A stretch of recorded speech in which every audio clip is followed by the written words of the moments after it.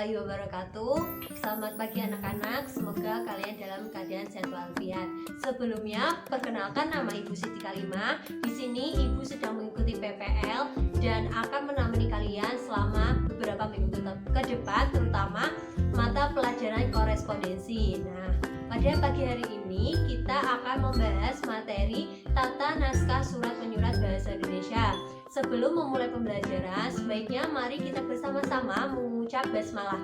Bismillahirrahmanirrahim. Selanjutnya, Ibu akan mempresensi. Nah, untuk presensi sendiri, Ibu sudah mengirimkan link Google Form. Nah, di situ kalian bisa mengisi presensi. Paling lambat jam 12 siang ya untuk presensinya.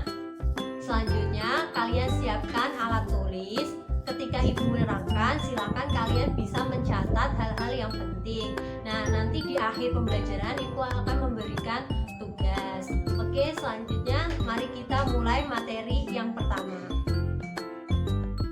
Hari ini kita akan mempelajari mengenai menerapkan tata naskah surat menyurat bahasa Indonesia. Selanjutnya, kompetensi dasar. Yang pertama, menerapkan tata naskah surat menyurat bahasa Indonesia. Yang kedua, membuat naskah surat menyurat bahasa Indonesia.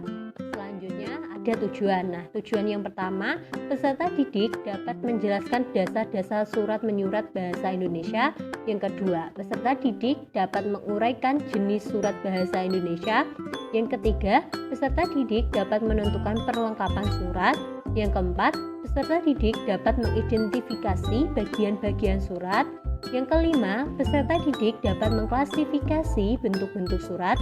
Yang keenam, peserta didik dapat memproses tata bahasa surat yaitu bahasa Indonesia. Dan yang terakhir, peserta didik dapat membuat naskah surat bahasa Indonesia. Selanjutnya, materi yang akan Ibu sampaikan yang pertama ada pengertian surat, yang kedua fungsi surat, yang ketiga jenis-jenis surat, yang keempat perlengkapan surat, yang kelima bagian-bagian surat, dan yang keenam bentuk-bentuk surat, dan yang terakhir bahasa surat. Materi yang pertama yaitu pengertian surat. Ada beberapa ahli yang menyebutkan yang pertama, menurut De Leongji adalah setiap catatan tertulis atau bergambar yang memuat keterangan mengenai suatu hal atau peristiwa yang dibuat oleh orang untuk membantu ingatannya. Yang kedua, menurut Dr. Andes Haji Suhanda Panji menyatakan surat adalah sehelai kertas atau lebih yang membuat suatu bahan komunikasi yang disampaikan oleh seseorang atau orang lain, baik atas nama pribadi maupun kedudukan dalam organisasi. Selanjutnya, materi yang kedua yaitu fungsi surat. Ada beberapa fungsi surat, di antaranya yang pertama alat dokumentasi, yaitu surat mampu memberi dan mengumpulkan beberapa bukti yang bisa kita jadikan sebuah dokumen apabila terjadi perselisihan atau perbedaan pendapat. Kemudian yang kedua yaitu alat pengingat, yaitu sebagai alat pengingat hal-hal yang telah terlupakan atau hal yang telah lama. Contohnya saja surat yang diarsipkan. Untuk sebagai alat pengingat, kalian bisa membuka kembali surat yang telah diarsipkan. Kemudian yang ketiga, bukti historis, yaitu perkembangan suatu organisasi pasti akan mengalami perubahan dari masa ke masa. Kalau ada hal yang ingin mengetahui, maka dapat membuka surat-surat lama. Jadi hal ini dapat dikatakan bahwa surat juga sebagai bukti historis. Kemudian yang keempat yaitu pedoman pelaksanaan pekerjaan. Nah, gunanya surat sebagai pedoman pelaksanaan pekerjaan yaitu agar semua kegiatan baik di dalam maupun di luar instansi dapat terlaksana dengan lancar dan baik. Kemudian yang kelima, duta organisasi dan sarana promosi, yaitu ketika kita memberikan surat maka juga memberikan pesan kepada pihak lain, maka membawa nama baik organisasi dan bisa dijadikan sarana promosi sebab terdapat kop surat. Nah, maka untuk lebih menariknya kop surat dapat dibuat semenarik mungkin. Kemudian yang terakhir jaminan keamanan. Jika dalam surat tersebut tertera keterangan atas kepemilikan suatu barang, penunjukan tugas, dan keterangan lain, maka akan memberikan rasa aman. Selanjutnya, materi yang ketiga yaitu jenis-jenis surat. Yang pertama berdasarkan sifat dan asal-usul. Yang pertama ada surat pribadi, yaitu surat yang berisi pribadi yang tidak semua orang dapat mengetahui, jadi hanya orang tertentu, dan bahasa yang digunakan juga bahasa keseharian. Kemudian yang kedua, surat pribadi setengah resmi, yaitu surat yang isinya berhubungan dengan masalah kedinasan dari pengirimnya. Surat pribadi semi resmi ini juga contohnya seperti surat lamaran pekerjaan, surat izin tidak masuk kerja, dan surat setengah resmi lainnya. Kemudian yang nomor ketiga, surat resmi, yaitu surat yang isinya berkenaan dengan kepentingan organisasi atau perusahaan. Kemudian surat sosial, yaitu surat yang dibuat oleh lembaga sosial, contohnya saja Yayasan Panti Asuhan, Dharma Wanita, atau Karang Taruna. Kemudian yang kelima, surat niaga, yaitu surat yang isinya memuat persoalan niaga atau perdagangan dan dibuat oleh suatu badan usaha dan berkaitan dengan perdagangan. Kemudian yang keenam, surat dinas, yaitu surat yang berisi kedinasan dalam administrasi pemerintahan oleh instansi pemerintahan. Kemudian jenis surat berdasarkan keamanannya. Yang pertama, surat penting, yaitu surat yang isinya harus ditindaklanjuti. Jika terlambat menindaklanjuti dapat menimbulkan masalah. Selanjutnya, surat rahasia, yaitu surat yang isinya hanya boleh diketahui oleh orang yang nama atau jabatan ditulis di dalam alamat surat. Tanda surat rahasia adalah adanya tulisan THS atau R pada sampul suratnya, atau dapat juga dengan cara memberi sampul double lebih dari satu. Kemudian surat konfidensial, yaitu surat yang isinya hanya boleh diketahui oleh kalangan tertentu saja, tidak untuk disebarluaskan. Dan yang terakhir, surat biasa, yaitu surat yang isinya tidak harus segera ditindaklanjuti. Selanjutnya, jenis surat berdasarkan proses penyelesaiannya. Yang pertama, surat sangat segera atau kilat, yaitu surat yang harus ditangani dengan sangat segera, baik dalam proses pembuatannya maupun dalam pengirimannya. Kemudian yang kedua, surat segera, yaitu surat seperti ini tidak harus segera ditangani, tetapi tidak sesegera pada surat kilat. Kemudian surat biasa, yaitu surat yang dalam proses pembuatannya dan pengirimannya tidak perlu terburu-buru. Selanjutnya, jenis surat berdasarkan sasaran yang dituju. Yang pertama ada surat biasa, yaitu surat yang ditujukan hanya kepada satu orang atau satu organisasi saja. Kemudian yang kedua, surat edaran atau pengumuman, yaitu surat yang ditujukan kepada banyak orang atau organisasi. Nah, di sini surat edaran pun ada dua macam, yaitu surat edaran dengan alamat untuk umum, biasanya tidak memiliki alamat dalam, atau seandainya terdapat alamat dalam, maka alamat tersebut tidak dituliskan secara rinci. Kemudian yang kedua, surat edaran dengan alamat tertentu. Maka surat edaran ini alamatnya sudah ditunjukkan dengan jelas. Selanjutnya, materi jenis-jenis surat yaitu berdasarkan dinas pos surat. Yang pertama ada kilat khusus, yaitu surat yang harus disampaikan dengan sangat segera kepada alamat yang dituju. Yang kedua yaitu kilat, yaitu surat yang harus mendapatkan pelayanan segera dari dinas pos. Kemudian yang ketiga, surat tercatat, yaitu surat yang dikirimkan oleh dinas pos dengan fasilitas tercatat.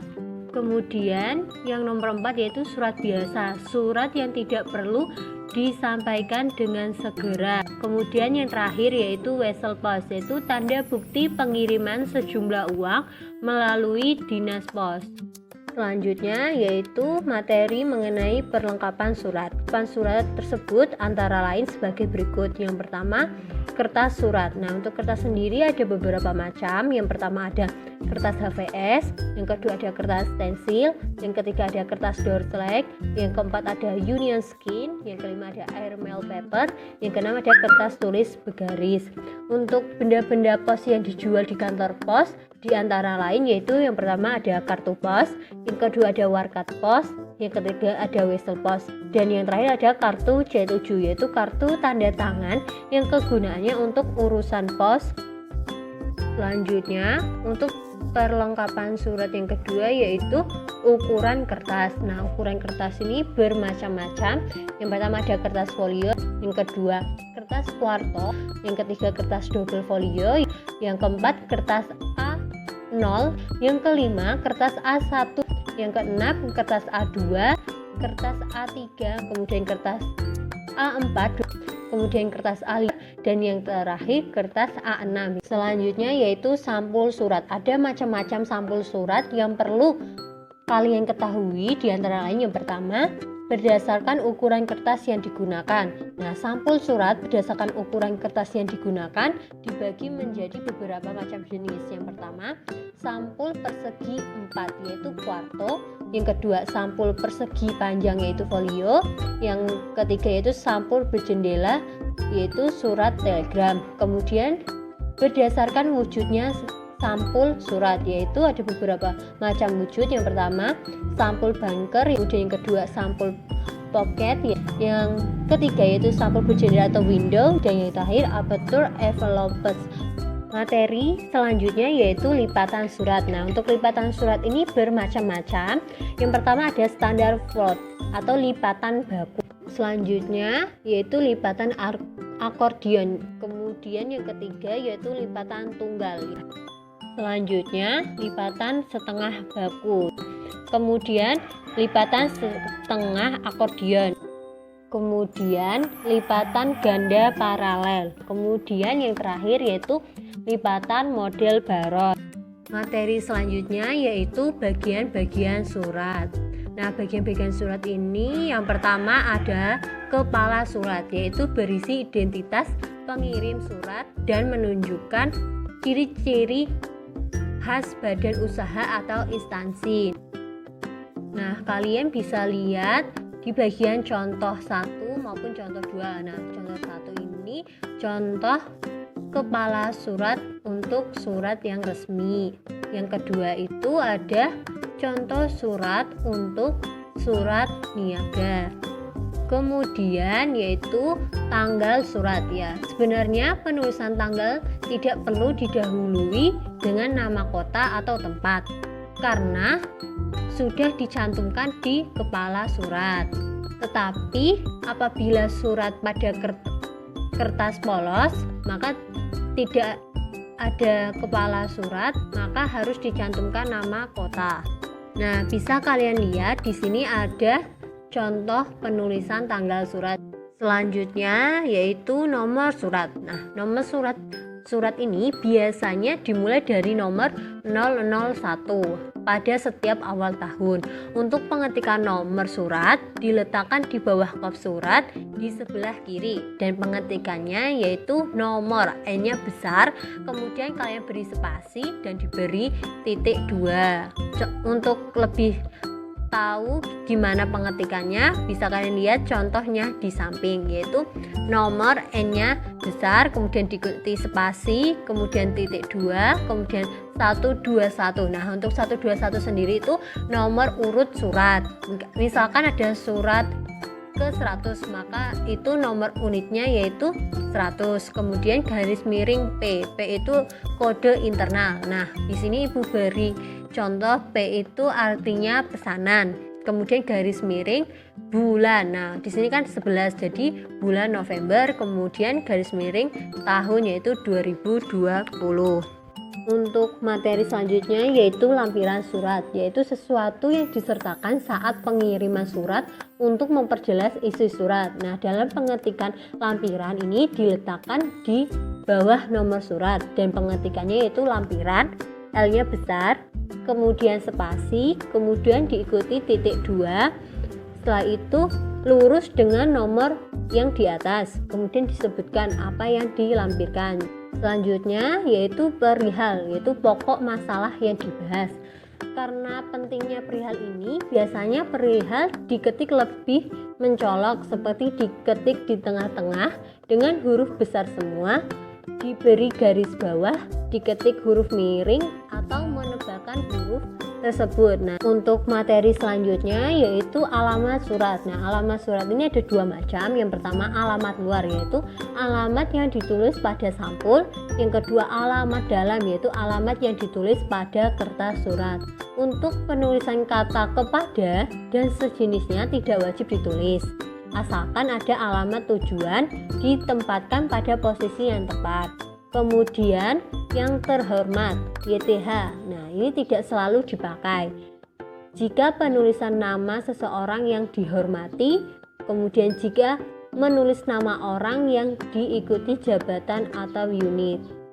Selanjutnya ada salam pembuka, yaitu kata sapaan yang disampaikan sebagai permohonan sebelum memasuki penyampaian informasi. Nah, salah satu contohnya yaitu yang pertama ada dengan hormat, kemudian assalamualaikum warahmatullahi wabarakatuh. Untuk selanjutnya yaitu isi surat.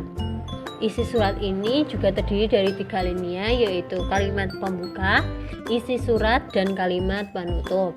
Untuk contoh kalimat pembuka sendiri yaitu ada kami beritahukan bahwa titik.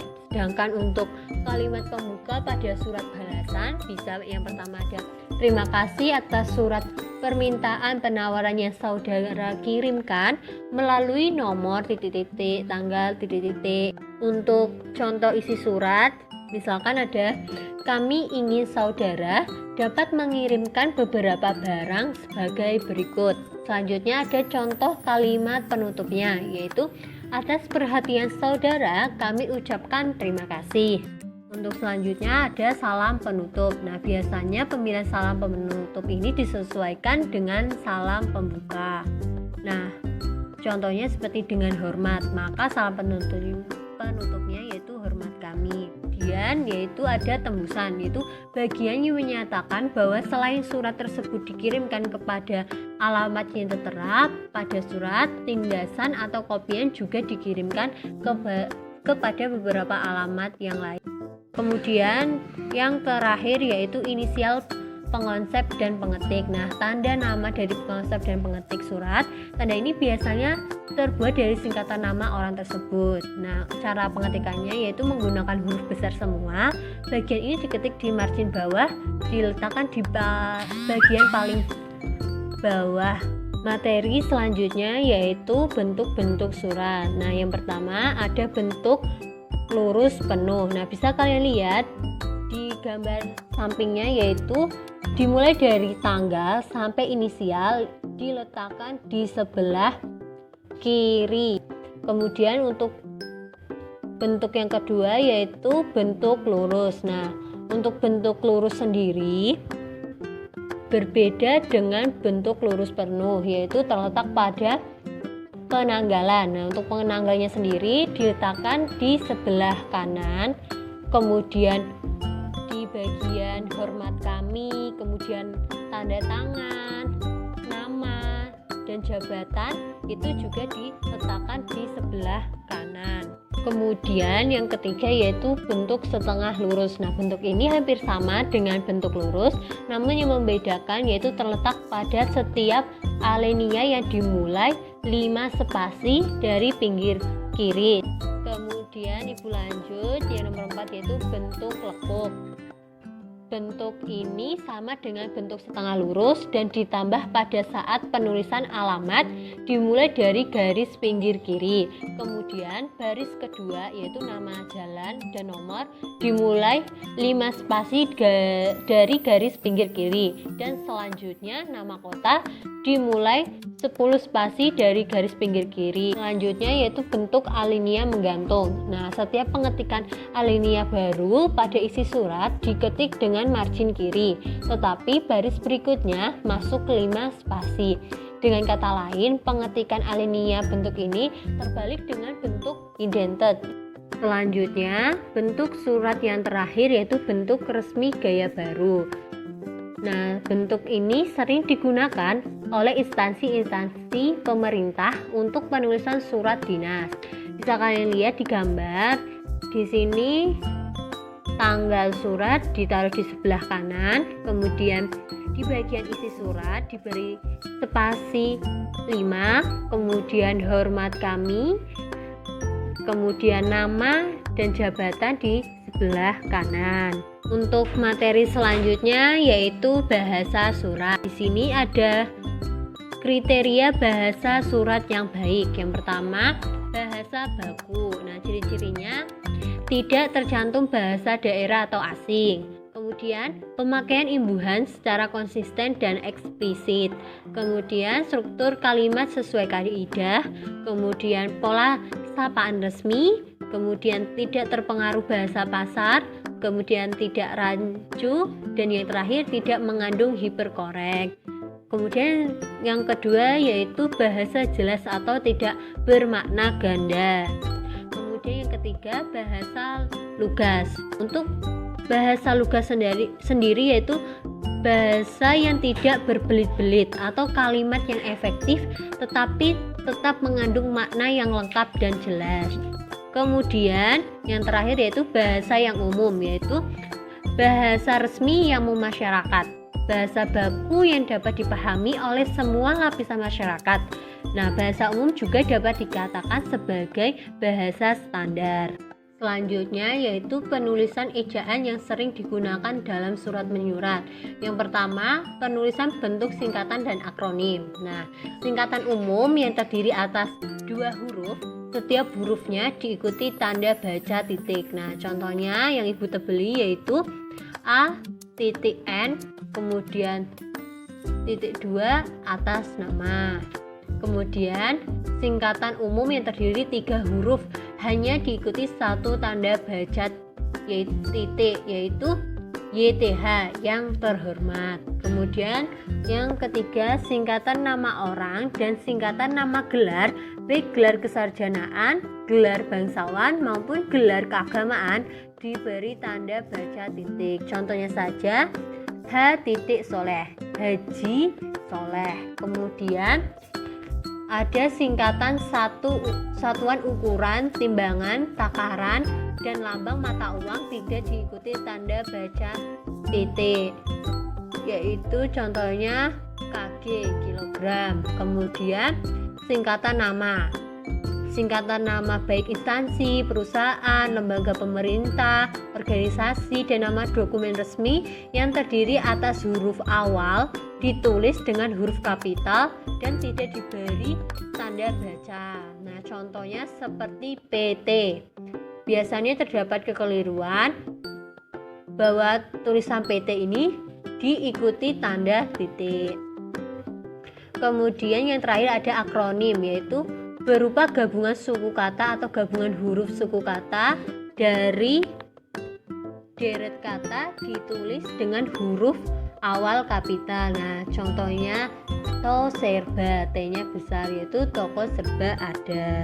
Selanjutnya, penulisan ejaan yang sering digunakan dalam surat menyurat yang kedua yaitu penulisan bagian-bagian pelengkap surat. Yang pertama, penulisan nomor, halaman, lampiran, dan tembusan diawali dengan huruf kapital, setelah itu diikuti dengan tanda baca titik 2. Nah, contohnya bisa kalian lihat yaitu nomor, kemudian titik 2, hal titik 2, lampiran titik 2, tembusan titik 2, kemudian disebutkan 1 Direktur PT Gajah Mulia, 2 Manajer Hotel Dananjaya. Kemudian penulisan salam pembuka dan salam penutup diawali dengan huruf kapital dan diakhiri dengan tanda koma. Nah, contohnya seperti salam pembuka ini dengan hormat koma. Nah, biasanya terdapat kelupaan bahwa dengan hormat ini diikuti dengan tanda koma. Kemudian Bapak BPK, kemudian titik, Ahmad Zukri yang terhormat. Nah, kemudian diberi tanda koma lagi. Kemudian yang terakhir ada salam penutup, yaitu hormat kami, hanya diberi huruf kapital, kemudian diikuti koma, kemudian yang terakhir salam takzim. Nah, diikuti tanda koma. Sekian penjelasan dari Ibu, semoga kalian paham, dan ketika kalian tidak paham, kalian bisa menanyakannya di grup WA. Nah, di sini Ibu akan memberikan nilai tambahan bagi yang bertanya. Nah, ketika tidak ada yang bertanya, maka Ibu yang akan bertanya. Seperti itu. Semoga materi pada hari ini